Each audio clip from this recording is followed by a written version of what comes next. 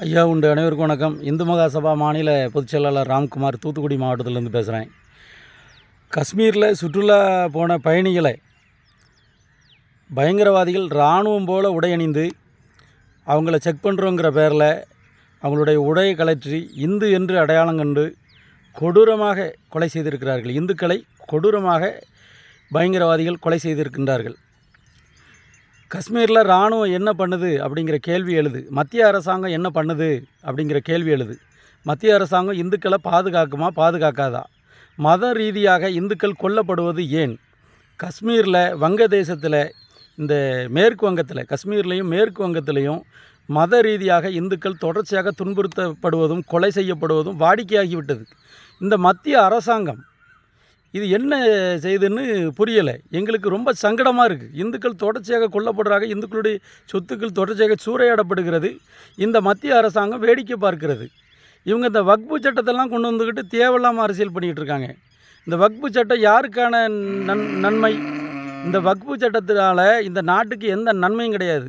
நீங்கள் இந்த நாட்டில் இந்துக்களுடைய சொத்துக்களை அரசாங்கம் எடுத்துக்கிட்டு இந்துக்களுக்கு எந்த வகையிலையும் நன்மை பண்ணுறீங்களா?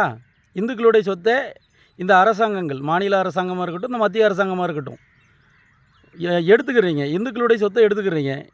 இந்து கோயில்கள் சொத்து, இந்துக்கள் கட்டின அந்த இந்து மன்னர்கள் கட்டின கோயில்கள், அதற்குண்டான சொத்துக்கள், அந்த கட்டிடங்கள் எல்லாத்தையுமே அரசாங்கம் கையகப்படுத்தி வச்சுக்கிடுது. நீங்கள் ஏலம் விட்டு அதில் உள்ள துட்டை வளர்த்தி நீங்களே எடுத்து சாப்பிட்றீங்க. கோயிலில் உள்ள வருமானத்தையும் எடுத்து சாப்பிட்றீங்க. இந்துக்களை பாதுகாக்கணும்னு ஏதாவது சட்டம் கொண்டு வரீங்களா?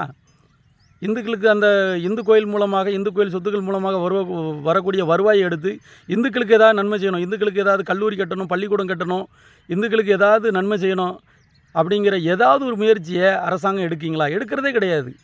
நீங்கள் வக்பு சட்டம், முஸ்லீம்களுக்கு நாங்கள் கரெக்டாக அந்த சொத்தை முஸ்லீமில் உள்ள பணக்காரங்க தான் கையகப்படுத்தி வச்சுருக்காங்க. வக்பு சொத்தை முஸ்லீமில் உள்ள பணக்காரங்க கையகப்படுத்தி வச்சுருக்காங்க. அதை நாங்கள் ஏழைகளுக்கெல்லாம் பிரித்து கொடுப்போம் அப்படின்னு சொல்லி அக்கறைப்படுறீங்க. ஆனால் இந்து கோயில் சொத்தை நீங்கள் தானே ஆக்கிரமம் பண்ணி வச்சுருக்கீங்க, அரசாங்கம் தானே ஆக்கிரமம் பண்ணி வச்சுருக்கீங்க.